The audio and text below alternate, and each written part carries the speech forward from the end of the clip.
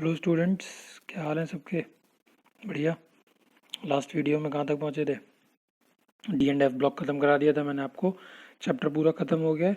As promised next video में हम लोग इंडेक्स क्वेश्चन लेके आएंगे। तो इंडेक्स क्वेश्चन पूरे चैप्टर में सिर्फ 10 क्वेश्चन हैं, जिनमें से कुछ ऐसे पार्ट में से हैं जो सिलेबस रिड्यूस हो गया है, कुछ क्वेश्चन ऐसे थे जो हम ऑलरेडी कवर अप कर चुके हैं नोट्स में। तो इसलिए सिर्फ 2 क्वेश्चन है जो करने लायक थे, वो इंडेक्स में कवर अप करा रहा हूँ मैं। और इसी वीडियो में मैंने एनसीईआरटी एक्सरसाइज भी इंक्लूड कर ली है। तो ये लास्ट वीडियो होगी डी एंड एफ की। नेक्स्ट वीडियो कोऑर्डिनेशन की लेके आएंगे। Why is the highest oxidation state of a metal exhibit in its oxide और फ्लोराइड ओनली? क्वेश्चन में कहा गया है कि जो भी एलिमेंट अपना हाईएस्ट ऑक्सीडेशन स्टेट दिखाता है, जो भी उसका हाईएस्ट ऑक्सीडेशन स्टेट होगा, वो सिर्फ और सिर्फ उसके ऑक्साइड फॉर्म में या सिर्फ फ्लोराइड फॉर्म में ही क्यों देखने के लिए मिलता है, और किसी फॉर्म में क्यों नहीं देखने के लिए मिलता? जब वो हेलोजन के साथ में कंबाइन कर रहा है या हाइड्राइड बना रहा है या और कुछ भी बना रहा है, तो क्यों नहीं देखने के लिए मिलता है? सिर्फ फ्लोराइड में और ऑक्साइड में ही क्यों देखने के लिए मिलता है? तो हम क्या बोलेंगे कि स्मॉल साइज और हाई इलेक्ट्रोनेगेटिविटी होती है ऑक्सीजन की और फ्लोरीन की, तो वो क्या कर सकते हैं, मेटल को ऑक्सीडाइज करा सकते हैं हायर ऑक्सीडेशन स्टेट तक। भाई हायर ऑक्सीडेशन स्टेट का मतलब क्या है कि जैसे मैंने बोल दिया कि मैंगनीज का +7, ठीक है, Mn2O7 इस तरीके से होता है ना, Mn2O7। तो यहाँ पे मैंगनीज का कितना आएगा? +7 आएगा। अब +7 कैसा ऑक्सीडेशन स्टेट है? हाई ऑक्सीडेशन स्टेट है। तो किस में दिखा रहा है? ऑक्साइड में दिखा रहा है। क्यों दिखा रहा है ऐसा? क्यों? क्योंकि इसके पास में 7 ऑक्सीजन ऐसे हैं जिनके पास में क्या है, 2 इलेक्ट्रॉन की कमी है। 2 इलेक्ट्रॉन की कमी है। तो ये क्या करेंगे, इससे इलेक्ट्रॉन ले लेंगे, जिसकी बदौलत क्या हो जाएगा, इस पर प्लस चार्ज, भी प्लस चार्ज किसी पे है या प्लस चार्ज बढ़ता जा रहा है, इसका मतलब क्या, वो इलेक्ट्रॉन डोनेट करता जा रहा है। तो इससे जो अटैच है ऑक्सीजन या फ्लोरीन, जो भी हम अटैच करते हैं, उनका स्मॉल साइज़ है, हाईली इलेक्ट्रोनेगेटिव है, इलेक्ट्रॉन की भूखे बहुत ज़्यादा है। तो जिस भी मेटल से वो अटैच होंगे ट्रांजिशन एलिमेंट से, उससे इलेक्ट्रॉन्स विड्रॉ कर लेंगे, उससे इलेक्ट्रॉन ले लेंगे, जिसकी वजह से उस पर पॉजिटिव चार्ज बहुत ज़्यादा आ जाएगा। यानी कि हम ये कह सकते हैं कि वो कैसा हो जाएगा, हाईएस्ट ऑक्सीडेशन स्टेट वो अपना दिखाने लगेगा ऑक्साइड और फ्लोराइड की फॉर्म में। नेक्स्ट क्वेश्चन कह रहा है कि कौन स्ट्रॉन्गर रिड्यूसिंग एजेंट है, Cr2 पॉजिटिव या Fe2 पॉजिटिव, और रीज़न बताना है। तो हमने बोला Cr3 पॉजिटिव, Cr3 पॉजिटिव के Cr2 पॉजिटिव कर लेना है। यहाँ पे Cr2 positive strong reducing agent then Fe2 positive. Cr2 positive ज़्यादा स्ट्रॉन्ग रिड्यूसिंग एजेंट है। क्यों? क्योंकि because after the loss of 1 electron Cr2 become Cr3 positive which has more stable T2G3 configuration half filled in a medium like water. क्या है ये T2G वगैरह, ये आगे सिखाएंगे। थोड़ा सा बता देता हूँ बस मैं यहाँ पे कि डी ऑर्बिटल में सबने देखा था कि डी सबशेल में 5 ऑर्बिटल होती हैं। ये होते हैं 3 और 2 अलग अलग होती हैं। यहाँ पे हम सीखेंगे, ये कोऑर्डिनेशन कंपाउंड में सीखेंगे हम लोग आगे चल के। इसको बोलते हैं हम लोग T2G और इसको बोलते हैं हम लोग EG। जब इसमें हम फिलिंग करते हैं, नॉर्मली हमने फिलिंग सीखी थी डी ऑर्बिटल में, तो हमने क्या सीखा था कि पांचों ऑर्बिटल को हम पहले सिंगली फिल करेंगे इलेक्ट्रॉन से, उसके बाद में पेयरिंग शुरू करेंगे। लेकिन यहाँ क्या होता है, T2G और EG, ये किसके लिए होता है, ये ध्यान रखना, ये आयंस के लिए होता है। ट्रांजिशन मेटल के जो आयंस होते हैं उनके लिए हम लोग क्या करते हैं, ये T2G और EG की फिलिंग करते हैं। इसमें ऑक्टाहेड्रल भी होता है, टेट्राहेड्रल कॉम्प्लेक्स भी होता है, उसके लिए अलग अलग कहानी है, वो सिखाएंगे आगे चल के।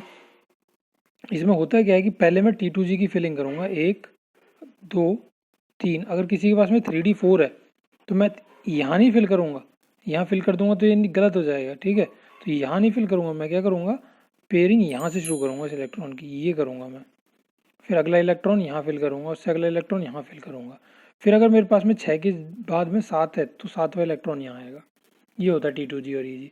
तो T2G हाफ फिल्ड का मतलब क्या है कि T2G में 3 इलेक्ट्रॉन्स रह जाते हैं। तो यहाँ क्या बोला गया है कि Cr2 पॉजिटिव जो है वो ज़्यादा स्ट्रॉन्ग रिड्यूसिंग एजेंट है। क्यों? क्योंकि जब स्ट्रॉन्ग रिड्यूसिंग एजेंट का मतलब क्या होगा कि वो अपना 1 इलेक्ट्रॉन लूज कर देगा, ठीक है भाई, अपना 1 इलेक्ट्रॉन लूज कर देगा। रिड्यूसिंग एजेंट कैसा होगा, जो अपना तो क्या करा ले, ऑक्सीडेशन करा ले, और दूसरे का रिडक्शन करा ले। रिडक्शन करना इन टर्म्स ऑफ इलेक्ट्रॉन का मतलब क्या है कि वो रिडक्शन, जो एलिमेंट इलेक्ट्रॉन एक्सेप्ट करता है उसका रिडक्शन होता है। तो ये इलेक्ट्रॉन लूज करेगा तभी तो वो दूसरा एक्सेप्ट करेगा। तो रिड्यूसिंग एजेंट क्या करते हैं, इलेक्ट्रॉन लूज करते हैं।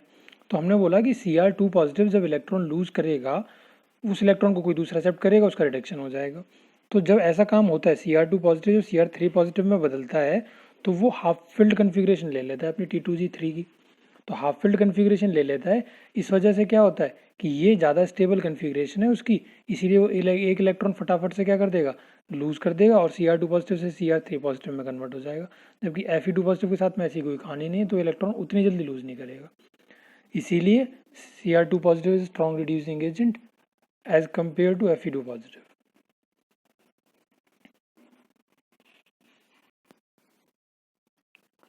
नेक्स्ट क्वेश्चन जो करेंगे वो एक्सरसाइज का क्वेश्चन नंबर 1। क्या कहा गया है क्वेश्चन में कि इलेक्ट्रॉनिक कन्फिग्रेशन लिखिए। इलेक्ट्रॉनिक कन्फिग्रेशन लिखनी है इन आयंस की। सब आयंस का नंबर आपको अगर पेपर में लिखने के लिए आएगा, ज़्यादा बड़ा कोई नंबर का होगा तो आयन का एटॉमिक नंबर आपको, एलिमेंट का एटॉमिक नंबर दे देंगे, आयन की उसके हिसाब से कन्फिग्रेशन आपको खुद लिखनी पड़ेगी। तो ये क्वेश्चन मैंने होमवर्क में दिया है और आप लोग भी होमवर्क में करोगे इस क्वेश्चन को।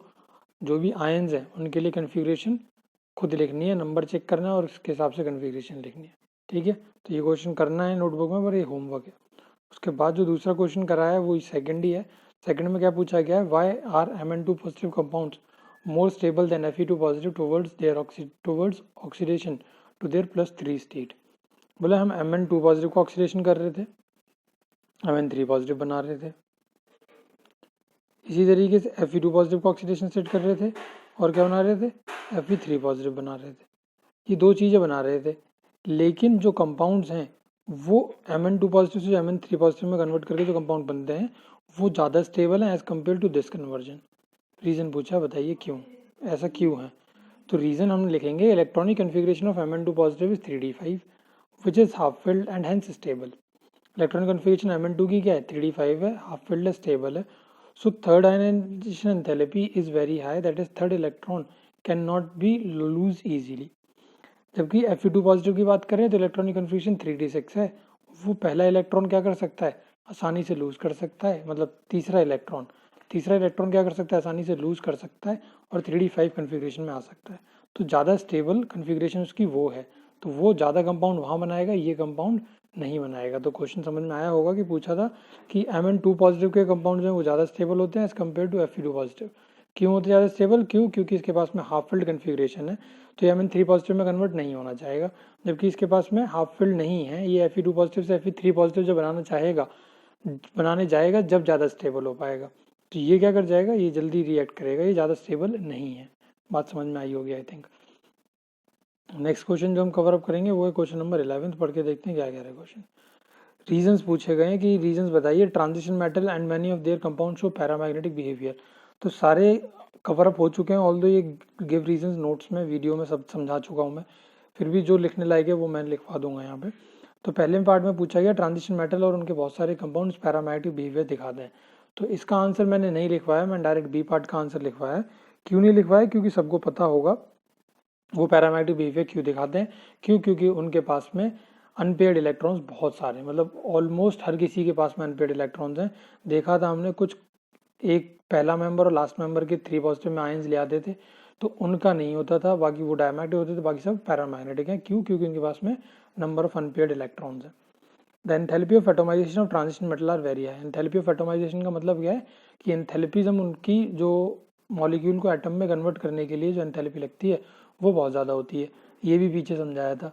क्योंकि वो क्या है, सारे मेटालिक होते हैं नेचर में, मेटालिक बॉन्ड बनाते हैं और बॉन्ड कोवेलेंट भी होते हैं नेचर में। तो बॉन्ड को तोड़ पाना उतना आसान नहीं है। बॉन्ड को तोड़ने के लिए आपको क्या करनी पड़ेगी, हाई एंथैल्पी, हाई हीट लगानी पड़ेगी जब वो टूटेगा। तो इसीलिए एंथैल्पी ऑफ एटोमाइजेशन क्या हो जाएगी, हाई हो जाएगी। फिर भी इसका आंसर लिखवाया, पढ़ के देख लेते हैं एक बार। The enthalpies of atomization of transition metal are high because they have large number of unpaired electron in their atom. Due to this, they have stronger interatomic interaction and hence stronger bonding between atoms. इस तरीके से लिख लो, या जो notes में समझाया था पीछे वो लिख सकते हो कि कोवेलेंट बॉन्ड बना लेते हैं, स्ट्रॉन्ग मेटालिक नेचर में होते हैं तो स्ट्रॉन्ग मेटालिक बॉन्ड भी बना लेते हैं, जिसकी वजह से उन बॉन्ड को तोड़ पाना मुश्किल है, तो इसलिए हाई एंथैल्पी ऑफ एटोमाइजेशन इनकी होती है। थर्ड पार्ट में क्या कहा गया है, that transition metal generally form coloured compounds. आपको मैंने ट्रांजिशन मेटल कंपाउंड जब पढ़ा रहा था, मतलब डी ब्लॉक पढ़ा रहा था, तो उसमें बताया था कि कलर्ड कंपाउंड्स बनाते हैं। क्यों बनाते हैं ये भी बताया था कि इलेक्ट्रॉन्स डी ट्रांजिशन शो करते हैं। ऐसे टाइम पे जब वो डी ट्रांजिशन शो कर रहे होंगे तो वो क्या कर लेंगे, विजिबल रीजन की कोई भी लाइट को एब्जॉर्ब कर लेंगे और उसी कलर के वो दिखने लगेंगे। तो नोट्स में से आप कवर अप कर सकते हैं इस पार्ट को। Transition metal and their many compounds act as a good catalyst, ये भी करवाया था। कैटालिटिक प्रॉपर्टी इसके दो रीजंस बताए थे, एक तो वेरिएबल ऑक्सीडेशन स्टेट दिखाते थे, दूसरा क्या था कि उनके पास में बहुत ज़्यादा सरफेस एरिया होता था, तो एड्जॉर्प्शन आसानी से हो सकता था रिएक्टेंट मॉलिक्यूल्स का कैटलिस्ट ट्रांजिशन मेटल की सरफेस पे, इसीलिए वो गुड कैटलिस्ट की तरह काम करते थे। 2 रीजंस लिखवाए थे, नोट्स जिन्होंने बनाए होंगे उसमें देख सकते हो, मिल जाएगा। बाकी आगे के क्वेश्चन नहीं कर रहे हैं क्योंकि ये ऑलमोस्ट कवर अप हो चुके हैं नोट्स में, जो नहीं कवर अप हुए हैं वो करने लायक नहीं होंगे, इसीलिए नहीं करे जा रहे हैं। 17th क्वेश्चन पढ़िए। डेटा दिया है कुछ M2 positive M3 positive M2 positive में कन्वर्ट करने का, कि कोई M2 पॉजिटिव M का क्या है इलेक्ट्रो पोटेंशियल, और M3 पॉजिटिव M2 पॉजिटिव का इलेक्ट्रो पोटेंशियल दिया है। क्रोमियम के लिए दिया यहाँ पे -0.9 और यहाँ पे -0.4, मैंगनीज के लिए -1.2, यहाँ पे +1.5, यहाँ पे -0.4 और यहाँ पे +0.8। तो इसके बेसिस पे कुछ कमेंट करने के लिए बोला गया हमसे। पहले पार्ट में क्या बोला है, the stability of Fe3 positive in acid solution as compare to Cr3 positive और Mn3 पॉजिटिव। Fe3 पॉजिटिव, यहाँ 3 पॉजिटिव वाली बात चल रही है, मतलब इस डिब्बे से आंसर करेंगे हम। स्टेबिलिटी बतानी है एसिड सॉल्यूशन में Fe3 पॉजिटिव की, और कंपेयर करना है किससे उन्हें, Cr3 पॉजिटिव से और Mn3 पॉजिटिव से, ठीक है। The electrode potential for Fe3 positive is higher than that of Cr3, Cr2 positive and lower than that of Mn3, Mn2 positive। देखिए इसका कंपेयर करें Fe का, तो Fe का जो इलेक्ट्रोड पोटेंशियल है वो +0.8 है, जो कि इससे तो छोटा है, क्रोमियम से, सॉरी क्रोमियम से तो बड़ा है, +0.8 है, और मैंगनीज से Mn3 पॉजिटिव Mn2 पॉजिटिव +1.5 से छोटा है। वही हमने यहाँ पे लिखा है कि इलेक्ट्रोड पोटेंशियल जो Fe3 पॉजिटिव का है वो बड़ा है किससे, क्रोमियम से, और छोटा है किससे, Mn3 पॉजिटिव Mn2 पॉजिटिव से। So the conversion of Mn3 positive to Mn2 positive is easier, यानी कि इसकी वैल्यू जो है Mn3 पॉजिटिव Mn2 पॉजिटिव की, वो क्या है, वो बड़ी है। 1.5 में थी ना वैल्यू, वो बड़ी है, वो बड़ी है, तो इसका मतलब क्या है कि उसका Mn3 पॉजिटिव से Mn2 पॉजिटिव का जो कन्वर्जन है वो ईजियर है। Mn3 positive to Mn2 positive is easier than that of Fe3 positive to Fe2 positive, and since Cr3 positive is stable so its conversion to Cr2 positive is difficult. और negative value है इसकी, ये देख लो, ये electrode potential की तो value है, ये नेगेटिव वैल्यू है, नेगेटिव वैल्यू इलेक्ट्रोड पोटेंशियल की। इसका मतलब क्या है कि Cr3 पॉजिटिव से Cr2 पॉजिटिव कन्वर्ट कर रहे हैं। Cr3 पॉजिटिव से Cr2 पॉजिटिव कन्वर्ट करने का मतलब क्या है कि इसने इलेक्ट्रॉन क्या करा होगा, गेन करा होगा, मतलब इसका रिडक्शन हुआ होगा। और ये कैसा वैल्यू, ये नेगेटिव वैल्यू है। तो ये ध्यान रखिए आप, इलेक्ट्रोड पोटेंशियल की किसी की भी वैल्यू, ये जो मैं बात बोल रहा हूँ इसे ध्यान से सुन लेना, इलेक्ट्रोड पोटेंशियल की किसी की भी वैल्यू अगर नेगेटिव है तो उसका रिडक्शन करा पाना मुश्किल है। जितनी ज़्यादा पॉजिटिव में वैल्यू हाई है उतना जल्दी उसका आप रिडक्शन करा सकते हो। Fe3 पॉजिटिव को Fe2 पॉजिटिव में कन्वर्ट कर रहा हूँ, मतलब मैं क्या कर रहा हूँ, रिडक्शन कर रहा हूँ। तो रिडक्शन में जिसकी वैल्यू, इलेक्ट्रोड पोटेंशियल की वैल्यू पॉजिटिव में जितनी ज़्यादा होगी उसका रिडक्शन उतना आसान है। आगे भी क्वेश्चन इसके बेसिस पे आंसर कर पाओगे, आप इस बात को ध्यान से सुन लेना और रिपीट कर लेना अगर क्लियर ना हो तो पॉजिटिव में जितनी हाई वैल्यू उतना आसान रिडक्शन, नेगेटिव में जितनी कम वैल्यू उतना मुश्किल रिडक्शन। ऑक्सीडेशन के लिए पूछेगा तो उल्टा कर देंगे, ऑक्सीडेशन के लिए पूछेगा तो इसका उल्टा कर देंगे, मतलब अगर किसी की वैल्यू जितनी छोटी होगी उसका रिडक्शन कर पाना उतना मुश्किल, मतलब उसका ऑक्सीडेशन कर पाना उतना आसान। किसी का पॉजिटिव की वैल्यू बहुत ज़्यादा है तो उसका रिडक्शन कर पाना बहुत आसान, इसका मतलब उसका ऑक्सीडेशन कर पाना बहुत मुश्किल। तो इस बात को आप अपने फुट नोट्स बना लीजिएगा पेन से ऊपर, जहाँ भी नोटबुक में अगर आप लिखना चाहो तो लिख सकते हो कि इलेक्ट्रोड पोटेंशियल की वैल्यू ज़्यादा, रिडक्शन करना आसान, इलेक्ट्रोड पोटेंशियल की वैल्यू कम, रिडक्शन करना मुश्किल। और उसी के सामने लिख लेना इलेक्ट्रोड पोटेंशियल की वैल्यू ज़्यादा तो रिडक्शन करना आसान, और डैश डाल के सामने लिख लेना क्या, ऑक्सीडेशन करना मुश्किल। इलेक्ट्रोड पोटेंशियल की वैल्यू कम, रिडक्शन करना आसान, और रिडक्शन करना मुश्किल और ऑक्सीडेशन करना आसान। इस तरीके से लिख लोगे तो ये क्वेश्चन तो क्या, आगे एक और क्वेश्चन है इस तरीके का, वो भी आंसर कर लोगे खुद ही, मेरे भी समझाने की जरूरत नहीं पड़ने की। ठीक, तो वही इस पार्ट का तो क्लियर हो गया। तो जो Mn3 पॉजिटिव को Mn2 पॉजिटिव में कन्वर्ट करना है वो आसान है, उसका रिडक्शन करना आसान है as compare to Fe3 positive Fe2 positive. और Cr2 पॉजिटिव वाला तो सब, Cr3 पॉजिटिव को Cr2 पॉजिटिव में कन्वर्ट करना तो सबसे ज़्यादा डिफिकल्ट है। तो इसीलिए ऑर्डर ये अरेंज कर देंगे हम लोग इंक्रीजिंग ऑर्डर में। ठीक, उसके बाद दूसरा पार्ट देख लेते हैं, दूसरे पार्ट में क्या कहा गया है। दूसरे पार्ट में बोल रहे थे ease with which the iron can be oxidized as compare to similar process for either chromium और मैंगनीज मेटल। ऑक्सीडेशन की बात कर लेते हैं कि ऑक्सीडेशन कैसे हो रहा है, कितनी आसानी से हम आयरन को ऑक्सीडाइज कर सकते हैं as compare to other metals, chromium और मैंगनीज से कंपेयर करेंगे। तो अब देखो मैंने अभी आपको बताया था कि चलो हमने यहाँ से रिडक्शन नेचर कंपेयर कर लिया, यहाँ से ऑक्सीडेशन वाला कंपेयर कर लेते हैं। Cr2 पॉजिटिव से बता लो, चाहे इधर से बता लो, कहीं से बता लो, ज़्यादा फर्क नहीं पड़ने वाला। तो मैं यहाँ से कंपेयर कर रहा हूँ। कैसे कंपेयर करूँगा? ऑक्सीडेशन के लिए जो बात बताई थी वही आप लोग लिखोगे और वही समझोगे। देखो सेकंड पार्ट में क्या लिखा है, the reduction potential for the given pair increase in the following order.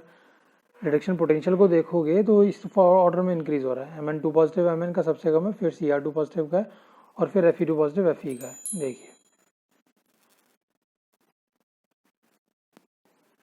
तो ये ऑर्डर में लगा दिए हमने, ऑर्डर में लगा दिए रिडक्शन पोटेंशियल के।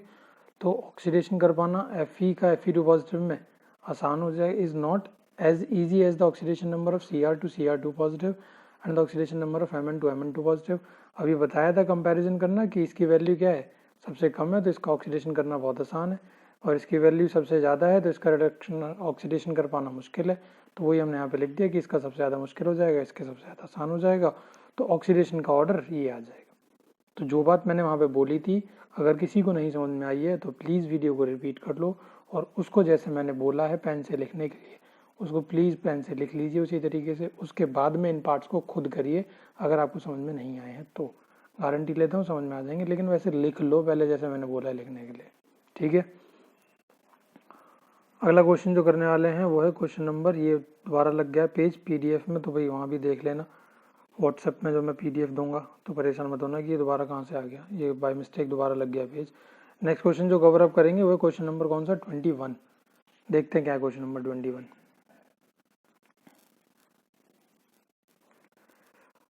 How would you account for the following, give reasons. ये भी पहला पार्ट पूछा गया। Of the D4 species Cr2 positive strongly reducing while Mn3 positive is strongly oxidizing. कह रहे D4 स्पीशीज की बात कर रहे हैं, मतलब दोनों की कन्फिग्रेशन D4 है, लेकिन Cr2 पॉजिटिव तो रिड्यूसिंग है, जबकि Mn3 पॉजिटिव का भी D4 होता है कन्फिग्रेशन, वो ऑक्सीडाइजिंग है। ऐसा क्यों है भाई, ये बताना है हमें, ठीक है। तो अभी जो हम समझ के आए टेबल, उसी के बेसिस पे इसका आंसर दे देंगे। देखिए electrode potential of Cr3 positive to Cr2 negative, Cr3 positive to Cr2 negative, इसकी वैल्यू कितनी है, माइनस में 0.41। माइनस में वैल्यू, तो इसका मतलब क्या बोल सकता हूँ मैं कि इसका ऑक्सीडेशन करना आसान है ना। While Mn3 positive to Mn, इसकी वैल्यू कैसी है, पॉजिटिव है। हाई पॉजिटिव वैल्यू का मतलब क्या है कि इसका रिडक्शन करना आसान है। Thus Cr2 positive ion can easily undergo oxidation to give Cr3 positive ions, therefore act as strong reducing agent. मतलब ये तो आसानी से ऑक्सीडेशन कर सकते हैं, अपना ऑक्सीडेशन कर सकते हैं, इसका मतलब दूसरे का रिडक्शन करा सकते हैं, तो ये इसलिए स्ट्रॉन्ग रिड्यूसिंग एजेंट की तरह काम करता है। जबकि Mn3 पॉजिटिव की बात करें तो वो क्या कर सकता है, अपना रिडक्शन करा सकता है आसानी से। अपना रिडक्शन करा सकता है तो क्या कर सकता है, वो एज अ ऑक्सीडाइजिंग एजेंट काम कर सकता है। तो मैंने बोला था कि वो जो चीज़ मैंने वहाँ लिखवाई है, अगर वो जिसने लिख ली वो चुटकी बजा के सारे क्वेश्चन कर देगा ये वाले। दूसरा पार्ट देखिए क्या कह रहा है, Cobalt 2 is stable in aqueous solution but in the presence of complexing reagent it is easily oxidized। Cobalt जो 2 पॉजिटिव की फॉर्म में है वो एक्वस सॉल्यूशन में तो स्टेबल रहता है, लेकिन कॉम्प्लेक्स रिएजेंट की फॉर्म में बड़ी आसानी से ऑक्सीडाइज हो जाता है। रीजन बताइए क्यों।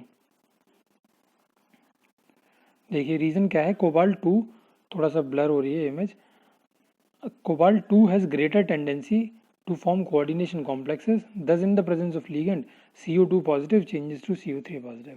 यहाँ बड़ा आसान सा बोल दिया हमने कि कोबाल्ट की जो टेंडेंसी है वो बहुत ज़्यादा होती है कोऑर्डिनेशन कॉम्प्लेक्स बनाने के लिए, इसीलिए लीगेंड की प्रेजेंस में, लीगेंड कौन है जो इससे जुड़ेगा आगे, मतलब COCl2 बोला मैंने, तो यहाँ पे जो क्लोरीन है वो लीगेंड है, ठीक है। तो जो लीगेंड इससे आगे जुड़ेगा वो क्या कर देगा, कोबाल्ट को 2 पॉजिटिव से 3 पॉजिटिव में बड़ी आसानी से कन्वर्ट कर देता है।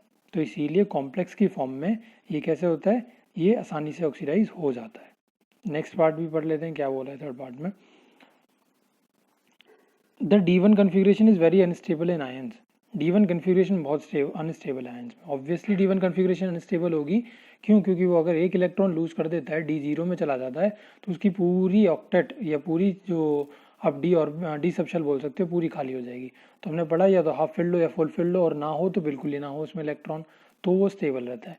तो D1 तो एक्स्ट्रा जो ये समझ लो कि मौत को बुलावा देने वाला हिसाब है कि एक इलेक्ट्रॉन बिना मतलब में उस पर बाहर बोझ लाद दिया, उसका पूरी इतनी लंबी चौड़ी 5 ऑर्बिटल की सबशेल पूरी खाली पड़ी है।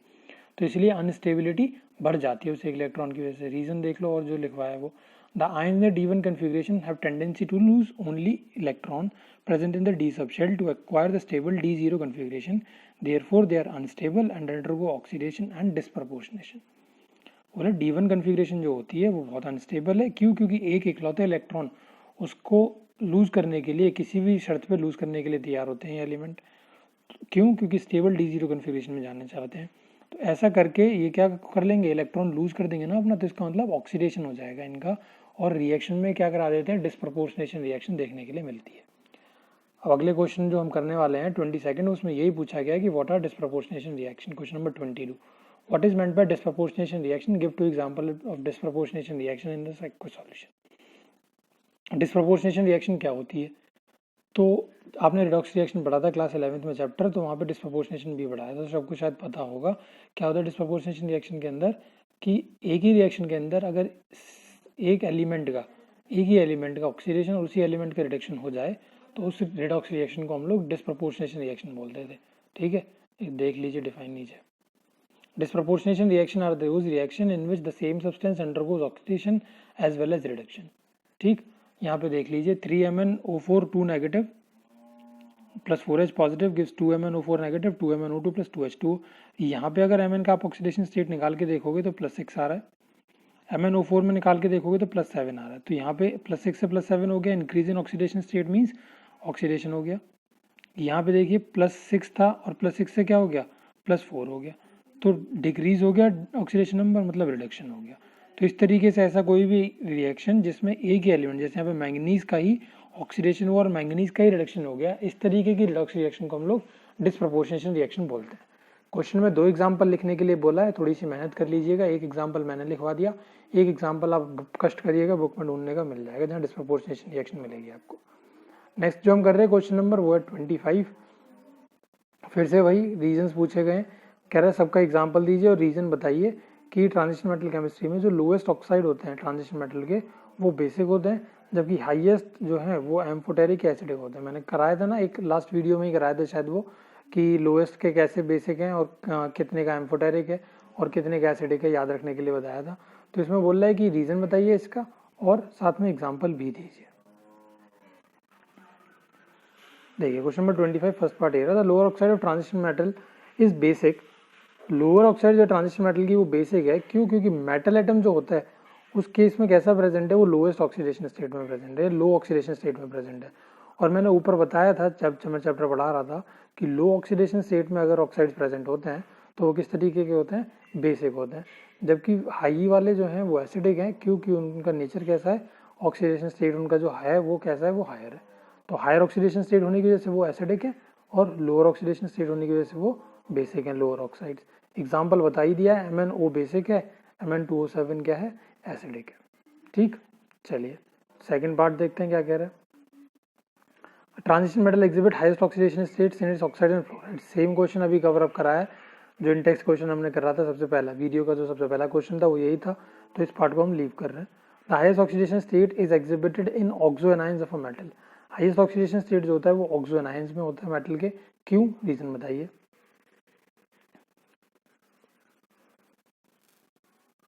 तो रीजन देखिए ये रहा, oxo anions of a metal have high oxidation state. Example Cr in Cr2O7 2 negative has an oxidation state of +6, whereas Mn in MnO4 negative has an oxidation state of +7. This is again due to the combination of the metal with oxygen, which is highly electronegative and oxidizing element. Same reason है, ऊपर समझाया था एक question में क्यों होता है ऐसा। क्यों? क्योंकि ऑक्सीजन जो होता है, ऑक्सोनाइंस मतलब ऑक्सीजन के साथ में कंबाइन कर रहे हैं ना वो metal. Oxygen small size, high electronegativity, ज़्यादा इलेक्ट्रॉन्स ले लेगा, ज़्यादा इलेक्ट्रॉन्स विदड्रॉ कर लेगा, जिसकी वजह से उसे हाई पॉजिटिव चार्ज दे देगा। तो इसीलिए हाई ऑक्सीडेशन स्टेट में ऑक्सो एनायंस में जो है मेटल प्रेजेंट होते हैं। लास्ट क्वेश्चन है वीडियो का जो हम कवर अप करने वाले हैं, एनसीईआरटी एक्सरसाइज का जो हम कवर अप कर रहे हैं वो क्वेश्चन नंबर 36। ऑल्दो इस तरीके के क्वेश्चन हम कोऑर्डिनेशन कंपाउंड्स में अच्छे से करेंगे, फिर भी यहाँ इन्होंने दे रखा था तो थोड़ा बहुत मैंने आपको यहाँ बता दिया है। किसी को नहीं समझ में आए, there is nothing to worry in this question. We will be covering up this type of question in forthcoming chapter, that is coordination compounds. तो क्वेश्चन में पूछा क्या गया है कि right down the number of 3D electrons in each of the following ions. Ions बताएं सारे उसने, Ti2 positive, Ve2 positive, Cr3 positive, Mn2 positive, Fe2 positive, Fe3 positive, CO2 positive, Ni2 positive और Cu2 पॉजिटिव। कह रहा है सबके number of 3D electrons लिख दो जरा, और ये बता दो कि उसकी जो 5 3D ऑर्बिटल हैं वो किस तरीके से ऑक्यूपाई करोगे अगर वो आयन ऑक्टाहेड्रल है। तो मैंने अभी आपको बताया था T2G और EG वाली कहानी कि जो 3D ऑर्बिटल होती है वो दो पार्ट में ब्रेकअप हो रखी होती है। एक होता है 3 ऑर्बिटल का पार्ट जिसको हम लोग क्या बोलते हैं, T2G बोलते हैं, इस तरीके से लिखते हैं उसे T2G। दूसरा पार्ट होता है जिसमें बचे हुए 2 ऑर्बिटल आते हैं, उसको क्या बोलते हैं हम लोग, EG बोलते हैं। तो अगर ऑक्टाहेड्रल कॉम्प्लेक्स है, क्वेश्चन में गिवन होगा कि ऑक्टाहेड्रल या टेट्राहेड्रल, अगर ऑक्टाहेड्रल कॉम्प्लेक्स है तो मैं फिलिंग T2G की पहले करता हूँ और EG की बाद में करता हूँ। अगर कॉम्प्लेक्स यहाँ पे ऑक्टाहेड्रल की जगह टेट्राहेड्रल आ जाएगा तो मैं EG की फिलिंग पहले करूँगा, T2G की बाद में करूँगा। एग्जाम्पल, सपोज मेरे पास क्या आया, मेरे पास किसी का कन्फिग्रेशन था, उसमें लिखी थी 3D की वैल्यू 3 और वो ऑक्टाहेड्रल था, तो मैं क्या करूँगा, 1 2 और 3 इस तरीके से भर दूंगा। अगर सपोज करो 3D 3 से क्या हो गया, 3D 5 हो गया, तो क्या करेंगे हम लोग, चौथा इलेक्ट्रॉन यहाँ पेयरिंग करेंगे, पांचवा की यहाँ पेयरिंग करेंगे। अगर सपोज करो 3D 6 हो गया तो मैं यहाँ पे करूँगा, और 3D 7 हो गया तो फिर इसमें जाओगे आप, 3D 8 में इसमें जाओगे, 3D 9 और 3D 10 ऐसे करोगे फॉर ऑक्टाहेड्रल। अगर यही कहानी हम लोग लेके आ जाते हैं किसके लिए, फॉर टेट्राहेड्रल। अगर टेट्राहेड्रल के लिए लेके आए तो क्या होगा, देखिए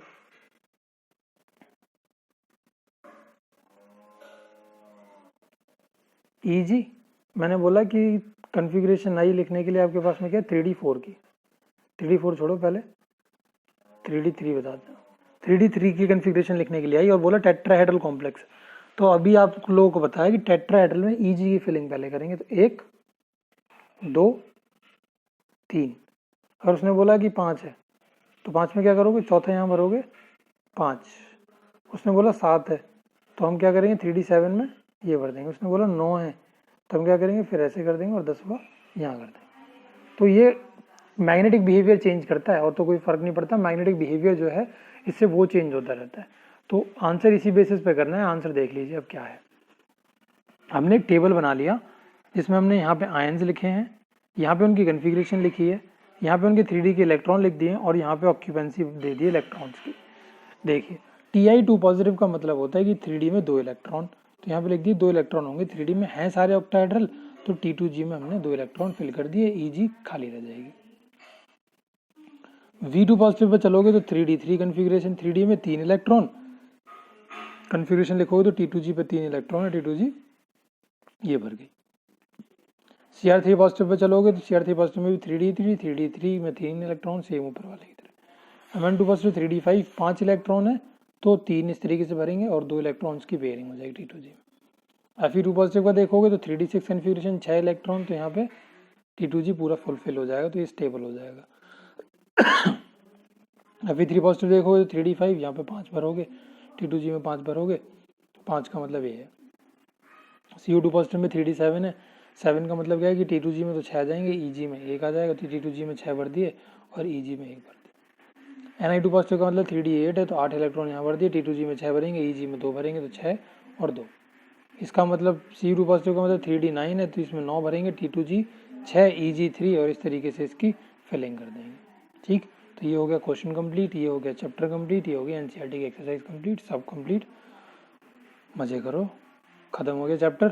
तो ये था D&F ब्लॉक का भी 5 वीडियोस में हमने चैप्टर कंप्लीट कर दिया। वीडियोस बड़ी बड़ी बनाई थी।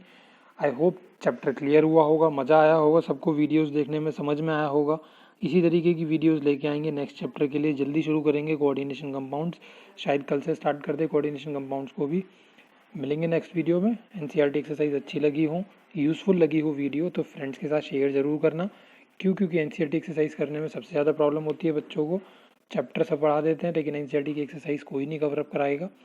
तो अपने दोस्तों के साथ जिनको भी एनसीईआरटी एक्सरसाइज में प्रॉब्लम होती है वीडियो उनके साथ शेयर करिएगा अगर आपको वर्थ शेयरिंग वर्थ वॉचिंग ये वीडियो लगी हो तो, और लाइक भी करना वीडियो को।